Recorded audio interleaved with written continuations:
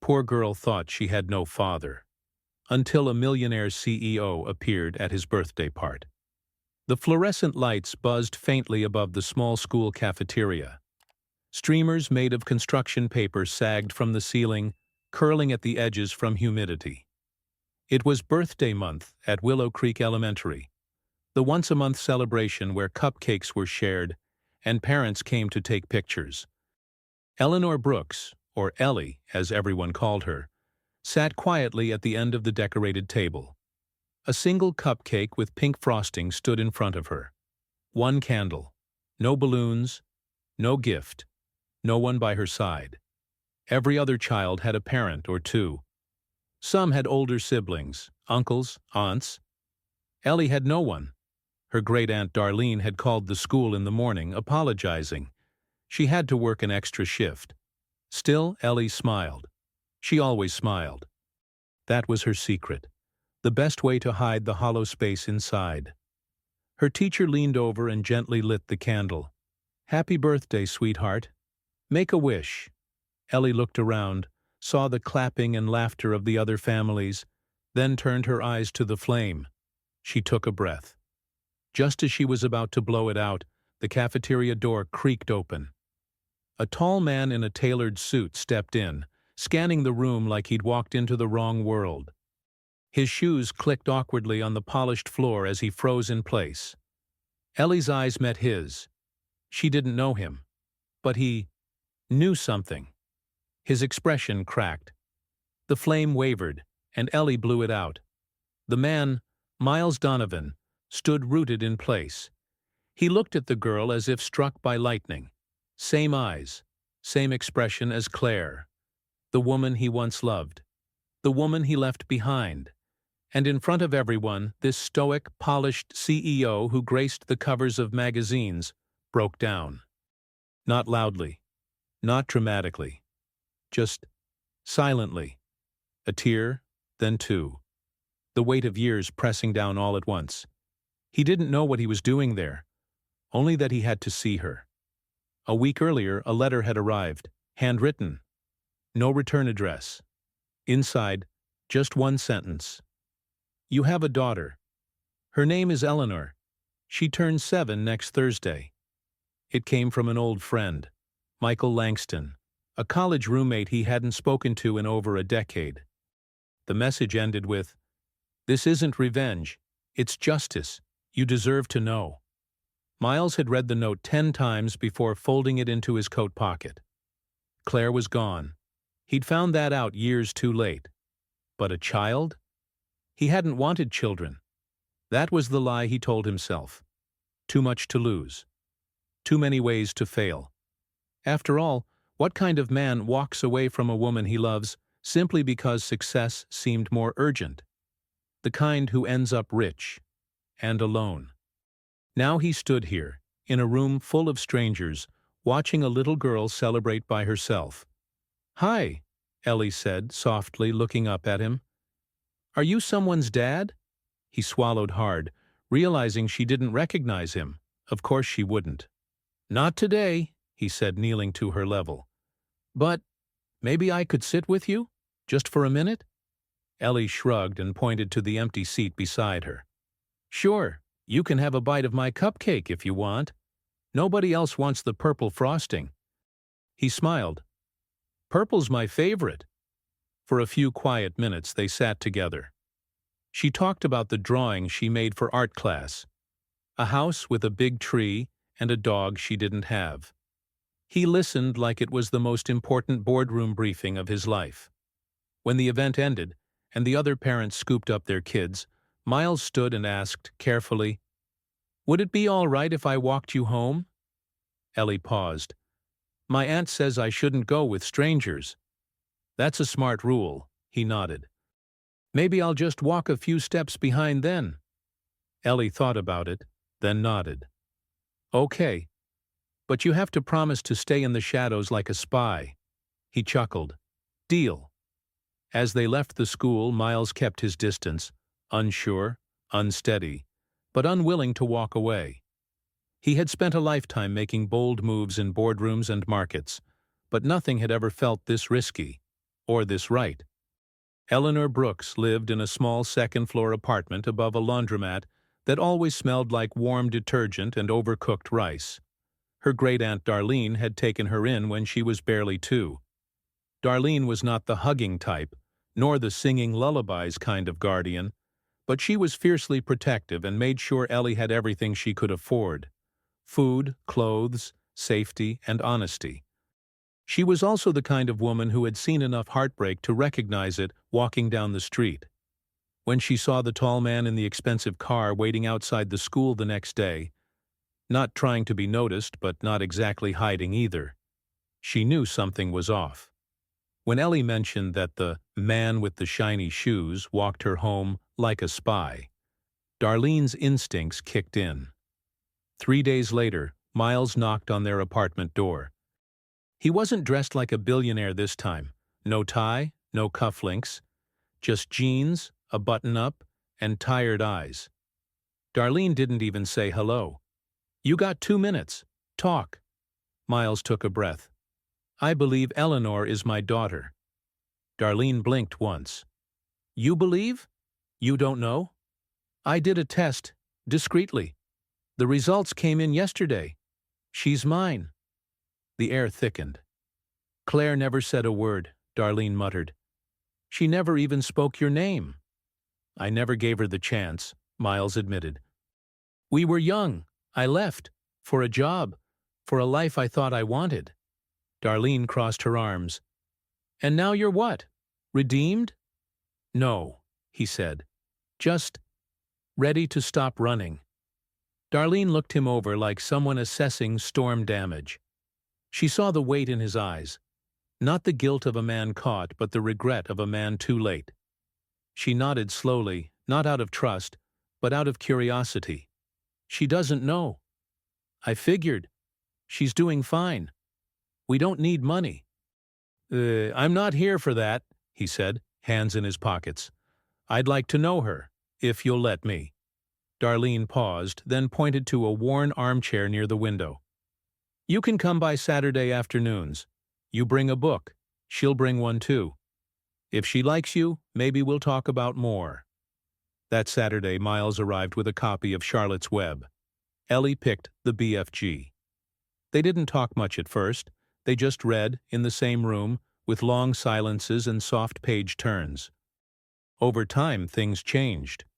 On the 3rd Saturday, Miles brought peanut butter cookies. On the 4th, he let her teach him how to play Uno. By the 6th, she was calling him Mr. Miles, like it was the name of a storybook character. She had questions, some small. "Why don't you have any kids?"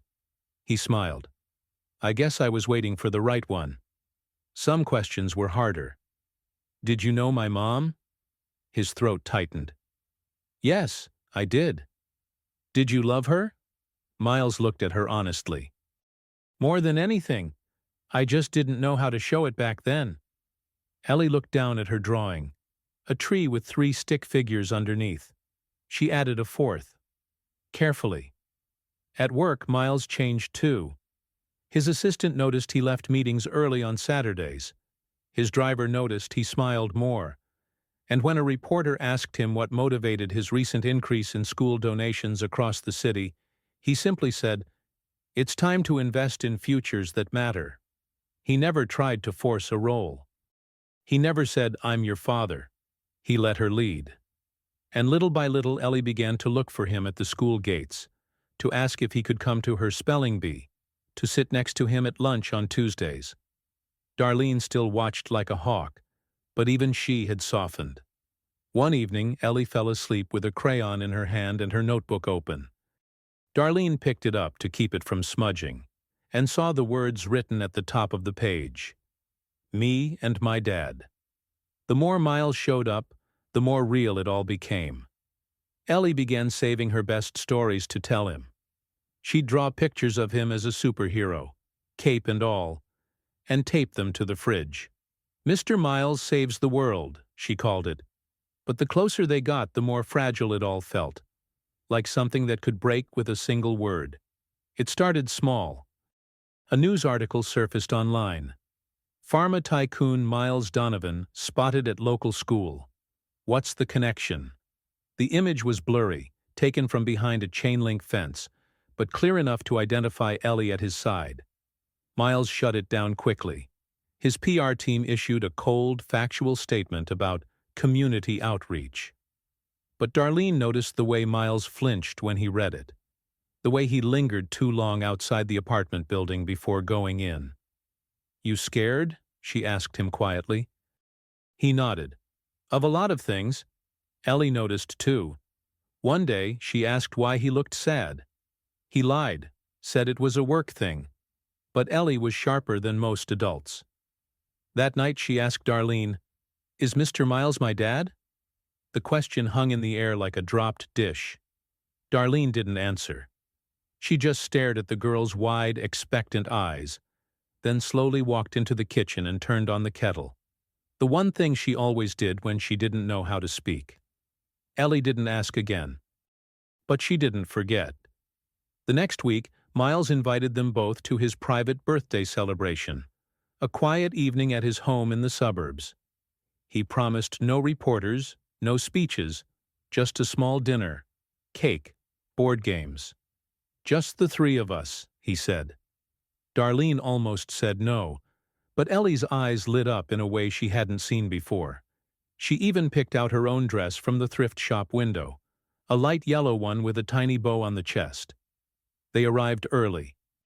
Miles greeted them at the door in a navy sweater and jeans, looking less like a billionaire and more like someone who actually lived in the house he owned. Dinner was soft conversation and laughter. Ellie made him wear a paper crown. Darlene even smiled when he wore it through the entire meal without complaint. After dessert, Ellie slipped out of the room to use the bathroom. Miles and Darlene stayed at the table. "She asked me," Darlene said. "Last week." Miles set down his fork. "I didn't lie to her. But I didn't tell the truth either." "She deserves to know," Miles said, barely above a whisper. "I want her to know." Darlene folded her arms. "Then say it to her face." But it didn't happen that night, because just as Ellie returned to the dining room, she paused at the entrance. Her face was pale, her lips tight. She held something in her hand, a folder, left carelessly on a desk in the hallway. Open. Inside, a paternity test. With both names clear: Donovan, Miles, Brooks, Eleanor. Result: 99.99%. She looked at Miles. "You lied to me," she said quietly. "You've known all this time." He stood. "Ellie, I didn't know how to—" "You said you weren't my dad." "I never said that," he replied. "I just didn't say I was." "That's the same thing." She dropped the folder on the floor and walked out. Miles didn't follow her immediately. Darlene picked it up, her eyes burning into his. "What did you expect?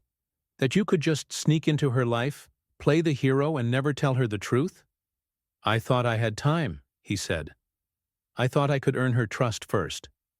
"Then you shouldn't have hidden it." That night, Miles didn't sleep. He stayed in the living room, staring at the superhero drawing Ellie had made, the one with the cape and his name in crayon. He remembered something Claire once said, long ago, before everything went cold. "The truth can hurt. But lies rot from the inside out." The next day, he went to the apartment. Ellie refused to see him. He left a letter, then another, then a box of her favorite cookies. No response. The next week, he stood outside the school at the usual time. Ellie walked past without looking at him. The next Saturday, he came again. She didn't come out. By the fourth Saturday, he stopped waiting at the curb. But that wasn't the end.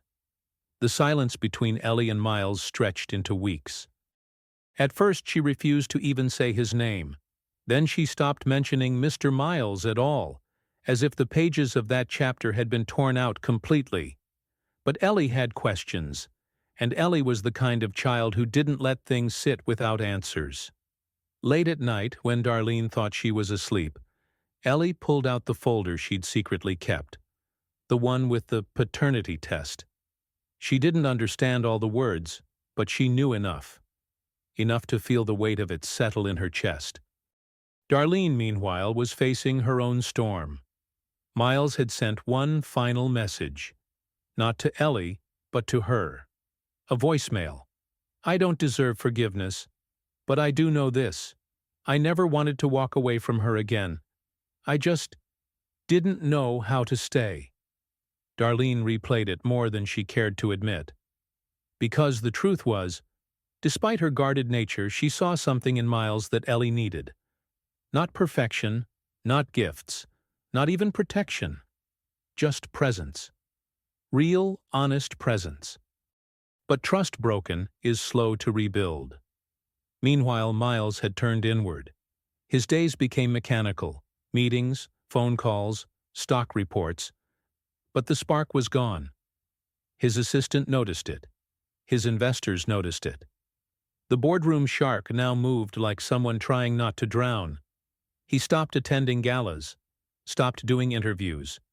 He donated anonymously. He visited the local library on weekends, leaving new books in the children's section, the ones Ellie once loved to read with him. Back at home, Ellie had begun drawing again, but the pictures were different now. 2 houses, a girl in between, a dotted line connecting both sides. On one end, Darlene with her usual frown and her teacup. On the other, a man far away, looking in. Then came the whisper at school. A substitute teacher, unaware of the full situation, commented that Ellie's drawings reminded her of Miles Donovan's daughter. "Aren't you that little girl he's always with?" Ellie froze. The room spun. After school, she sat on the swing set alone, processing it. Was she his daughter? Really? Did that make her special? Or forgotten? That night she walked into Darlene's room and asked calmly, "Was he ever going to tell me? Like, with his own voice?" Darlene didn't dodge the question. "I don't know," she said, "but I think he was trying to. I think he got scared." Ellie sat on the edge of the bed. "I don't need another adult who gets scared and leaves." "Ugh. You also don't need to decide everything when you're 7, Darlene replied. "You're allowed to change your mind." The next morning, Ellie did something unexpected. She packed her drawing, the one with the 2 houses and the dotted line, folded it neatly, and placed it in an envelope. She addressed it to Mr. Miles Donovan, C.O., the place with all the books. She meant the library. She didn't include a letter, just the drawing, just that. Miles found it 3 days later. He opened the envelope slowly, as if afraid it might disappear in his hands. When he unfolded the paper and saw what she'd drawn, saw the line between the homes, the girl in the middle, the possibility, something broke again in him. But softer this time.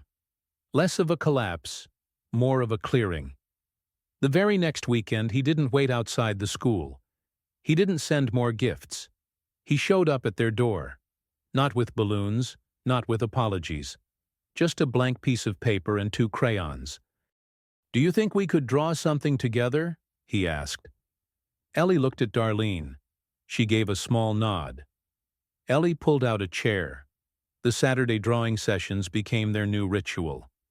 Ellie no longer called him Mr. Miles, but she didn't call him Dad either. She called him you, as in, "You forgot the green crayon," or "You draw the dog this time." Miles accepted it. There was a kind of tenderness in it. A beginning, not quite a name, but not a stranger anymore either. One afternoon, as fall crept in and leaves gathered outside the apartment building, Ellie asked something unexpected while coloring in the corner of a paper park. "Did you ever think about me before you met me?" Miles stopped mid-stroke. He looked at her. Not guarded, not carefully composed. Just real. "Not the way I should have," he said. "But sometimes, late at night, I'd think about someone I might have had and wonder who they could be. I just didn't know it was you." Ellie nodded, then quietly went back to coloring. That night, Darlene found a small notebook in Ellie's room with a list. Things I like about Miles. Things I hate about Miles. Things I want to say but don't know how. Each section had entries. Short ones, honest ones. Under Things I want to say but don't know how, one line read, "Why did you leave my mom? Was I not enough?" That question, more than any other, had never left Ellie's chest. And now, it had found paper. Darlene took a photo of the list and sent it to Miles. No words, just the image. He replied within minutes. "I'll come by tomorrow. I'm not running from this." And he didn't. The next afternoon, Miles arrived early. Darlene gave them the room. He sat at the kitchen table with Ellie and waited for her to speak. She pushed the notebook across the table. He read each section carefully. No flinching. No defense. Then he looked at her, hands folded on the table. "I didn't leave because you weren't enough," he said. "I left because I was afraid I wasn't enough." Ellie frowned. "That makes no sense." "I know," he said. "It didn't make sense then either. Your mom was everything. But I was 26. Stupid. Selfish. I thought love could wait. And then I let time pass until it was too late to fix it. But you were never the reason I left. You're the reason I'm back." Ellie was quiet. She looked down, then up. "Did she love you?" "She did," he said. "Even when she was mad at me." "Did you love her?" "I still do." Silence fell again. Then Ellie stood, walked over to a drawer, and pulled out a candle, a small leftover birthday candle from last year. She placed it in an empty mug on the table and lit it. "What's this for?" Miles asked softly. She looked at the flame, eyes reflective. "For pretending today is my birthday," she said. "So you can tell me what you would have said if you'd been there." Miles stared at her, stunned. Then he swallowed the lump in his throat. "I would have said happy birthday, Eleanor Brooks. And I would have told you I'm the luckiest man alive just to sit next to you." She looked at him, then at the flame, then back again. "I think you owe me 7 years of birthdays," she said. He gave her a small, trembling smile. "Then I better start making plans." They blew out the candle together. From that moment on, something shifted. Ellie started calling him Dad, once by accident, then again on purpose. At school, she started drawing the stick figure family again, this time with Miles included. No dotted lines. And when the principal announced the next birthday month celebration, Ellie didn't ask if Darlene could come. She asked if her dad would be free. The day of the next birthday celebration came with sunshine and the scent of cinnamon from the school cafeteria. Ellie arrived early, dressed in a pale pink dress with a bow that she had picked out herself. Not because it was fancy, but because it reminded her of a cartoon she used to watch with her mom. But this time, she wasn't walking in alone. Miles held her hand as they entered the building. He wore a suit, but it was rumpled, not careless, just lived in, like someone who had been hugged too many times on the way there. He looked around the cafeteria and then down at Ellie. "Nervous?" "A little," she admitted. "Me too," he whispered. This time, there were 2 cupcakes. One was for Ellie. The other, she had insisted, was for him. "Because it's your birthday too, kinda." When the principal called her name, Ellie walked to the front with a confidence that hadn't been there a month ago. Miles followed and stood at the back, hands in his pockets, trying not to cry. But what followed was a ripple effect. Whispers among the staff. Curious glances from other parents. Some recognized Miles Donovan from TV, from business magazines, from financial news segments. What was he doing here? Darlene had warned him. "You show up. You better be ready for people to talk." He was. But Ellie wasn't. That afternoon, one of her classmates, a boy named Tyler, blurted out, "Your dad's the medicine guy. Is he like a billionaire or something?" Ellie didn't understand the word, but she knew the tone. At home, she asked Darlene, "Is Dad different now? Like, Different from other dads? Darlene smiled gently. All dads are different. Some just wear fancier shoes. Ellie took that answer for what it was. Good enough for now. But that night, when she and Miles sat at the kitchen table coloring like they always did, she asked, "Will you still come see me even if people keep staring at you?" Miles didn't hesitate. Always. No matter how many people are looking. Even if they don't like it? Especially then. That simple answer seemed to settle something deep inside her. But the reactions didn't stop with classmates. The media caught on again. This time the headline was gentler. Pharma CEO seen attending elementary event. Sources say he's reconnected with long-lost daughter. The article used vague language, but the image said everything. A photo taken through the cafeteria window, with Ellie leaning into Miles's side, mid-laugh. Miles was furious. He had his legal team track the source, and this time the school filed a privacy complaint. Still, the damage was done. At work, a few board members pulled him aside. This could get complicated. Miles looked at them with steel in his voice. Then let it. He refused to hide. Instead, he made a new move, one that surprised even Darlene. He enrolled Ellie in a weekend arts program downtown, paid for it himself. No press, no announcements, just a quiet gift. "Thought she could use a place to let all that imagination out," he said, dropping off the flyer. Darlene squinted at him. "You're not trying to buy your way into her life, are you?" "No," he said. "I'm building my seat at her table, one Saturday at a time." It wasn't perfect. Ellie still had days where she asked if he was going to leave, and Miles still struggled with how to say the right thing when emotions ran high. But each time, they came back to the drawing table, to the crayons, to the cupcake candle in the mug. They built something fragile, but real. And every week, Ellie added one more detail to her picture of their family. Not stick figures anymore. Real people. In real colors. One rainy Thursday evening, Miles showed up late. Ellie was waiting by the window, already in her pajamas, watching the streetlights shimmer in puddles. When she heard his knock, she didn't run to the door like she usually did. She opened it slowly, arms crossed. "You're late." I know," he said, soaked and breathless. "Traffic and I messed up." "You forgot." "I didn't forget," he said, gently kneeling to her height. "I just didn't leave soon enough. That's on me." She looked him over, then stepped aside. "You're wet." He laughed. "Very." She handed him a towel like a tiny hostess. "Come on, we saved you the blue crayon."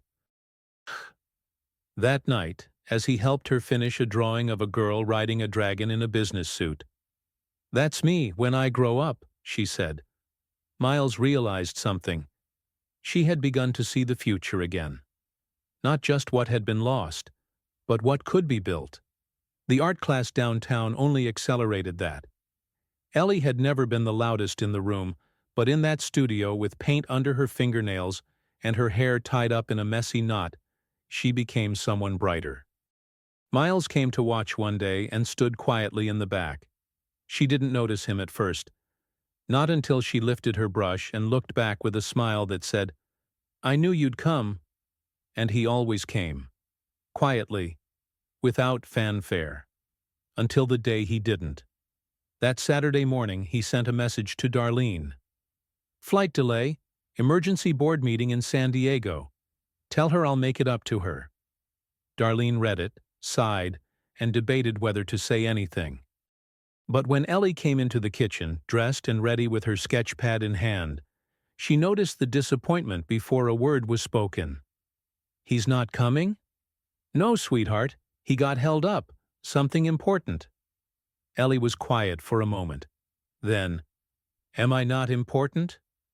That night, Darlene sent a voice message to Miles.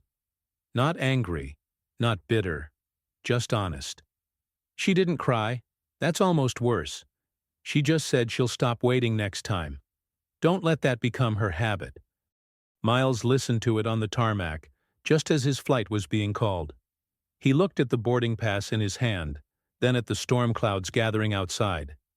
He didn't get on the plane. Instead, he called the chairman of the board from the car. "I'm not coming. Move the meeting. I'll deal with the fallout." He arrived at the art studio halfway through the session, disheveled, tired, still in his travel clothes. But when Ellie saw him through the glass, she didn't run to him. She turned back to her painting, a mural of a big tree with 3 figures beneath it. She added a dog. Then slowly she motioned to the seat beside her. "Late," she said, without looking.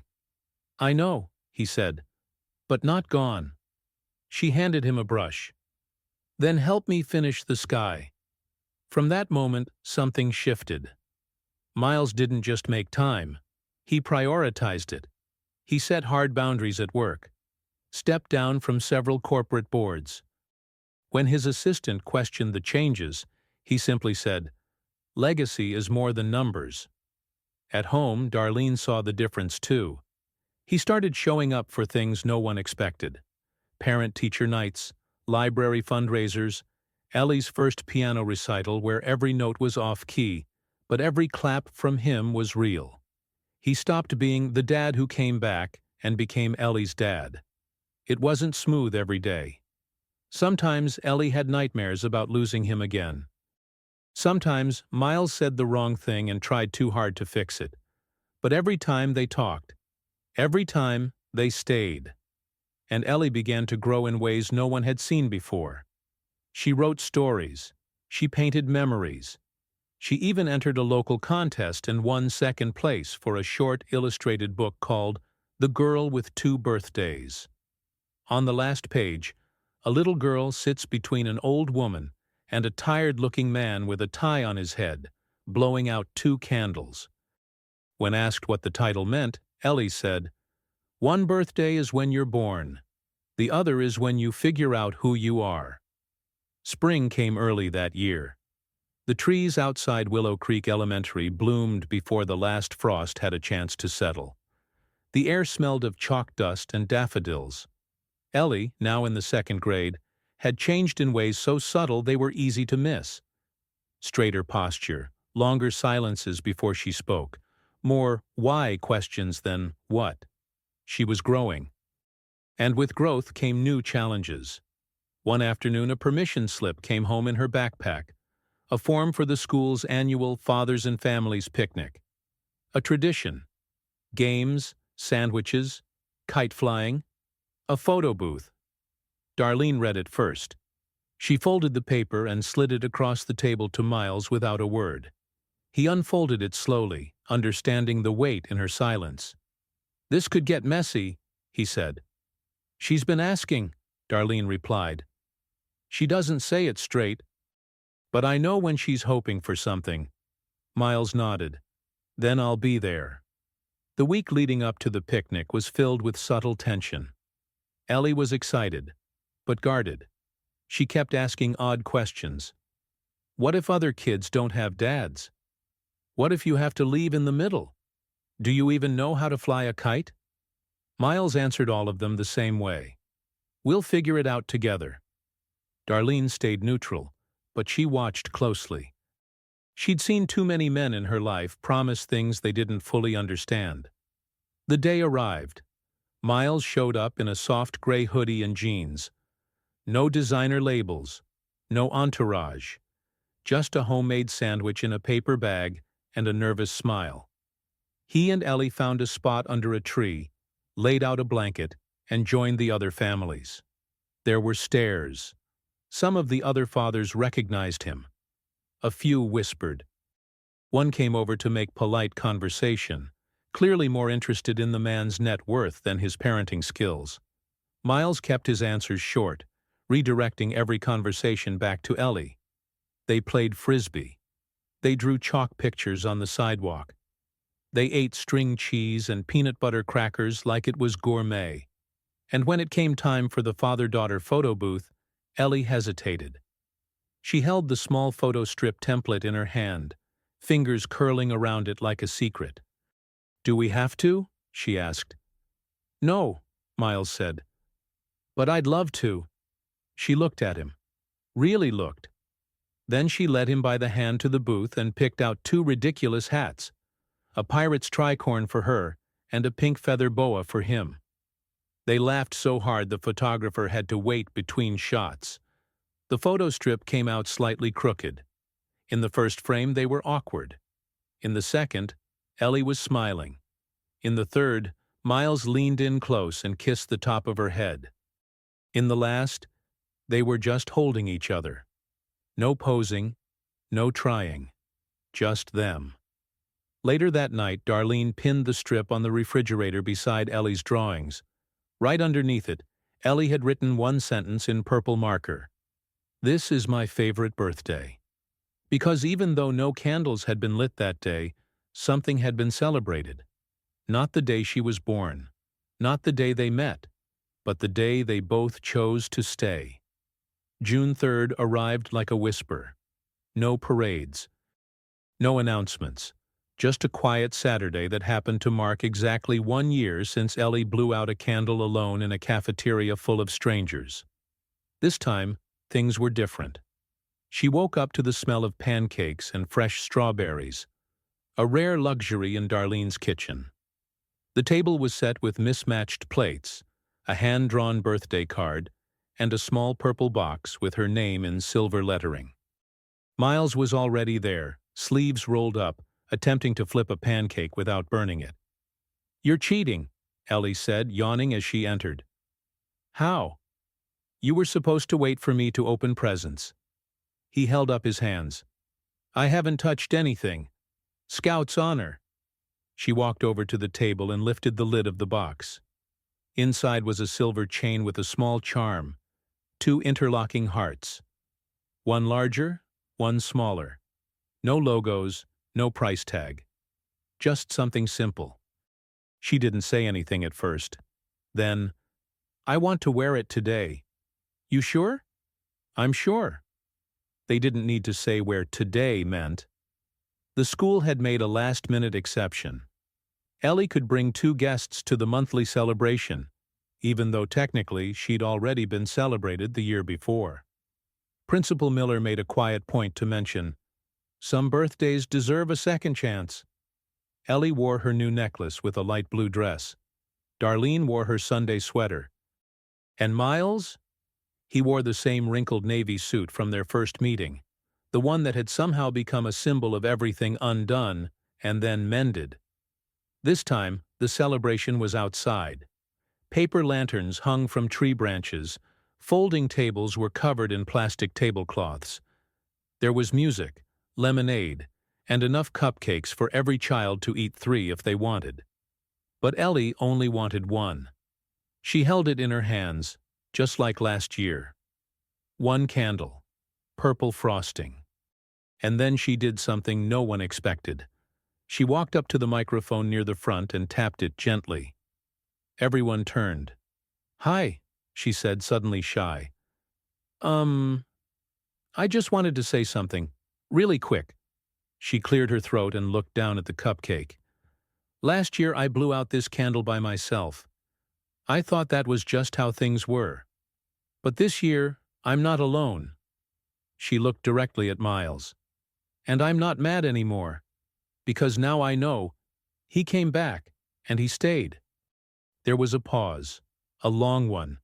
Then a soft round of clapping started. Then louder. Miles didn't move. Couldn't. Until Ellie motioned him forward. He joined her in front of everyone. She handed him the cupcake. "You can help this time," she whispered. They leaned over the flame together and she said, "On 3. 1, 2, 3. They blew it out in unison. No cameras, no reporters. Just laughter, frosting, and warmth. And in that moment, Miles knew something he had never been certain of before. Not in any boardroom, not at any gala, not in the quiet of his penthouse office. He was someone's father. Not because of biology, not because of paperwork, but because of the way she looked at him and said, "Stay close. I'm going to need help with the frosting." And he would. He would always be close. From that day forward, every birthday candle came with two wishes. One from Ellie and one from him. Summer rolled in slowly, stretching the days and softening the edges of the school year. Ellie's shoes got dustier from afternoons spent at the park. Her drawings grew more complex. Fewer stick figures, more emotion. And her world, once small and uncertain, had become something warm, something known. Miles still made mistakes. He still called too late sometimes or forgot to bring her favorite apple juice. But he always showed up. And every time he did, Ellie let him in a little more. Darlene, once the gatekeeper, found herself stepping back. She never gave up her protective watch, but she no longer felt like she was guarding Ellie from something dangerous. Instead, she was holding space for something that had finally arrived. One Sunday morning, Miles invited them both to a quiet brunch at a lake outside the city. Ellie wore her charm necklace and packed her own art supplies. Darlene brought an old camera she hadn't touched in years. They sat beneath a willow tree while ducks paddled by. Miles grilled vegetables. Ellie drew him with a chef's hat and exaggerated eyebrows. Darlene took a photo of the two of them laughing over a spilled lemonade. It was the kind of day that no one would remember for being spectacular, but it would live forever in all three of their memories for what it represented. Not redemption, not apology, presence. Later, as the sun dipped low and the air grew cooler, Ellie leaned against Miles and asked quietly, "Are you going to be here next year?" He looked down at her. "Try getting rid of me," he said, smiling. She laughed. "Good. I need a partner for next year's science fair." "Oh no," he groaned.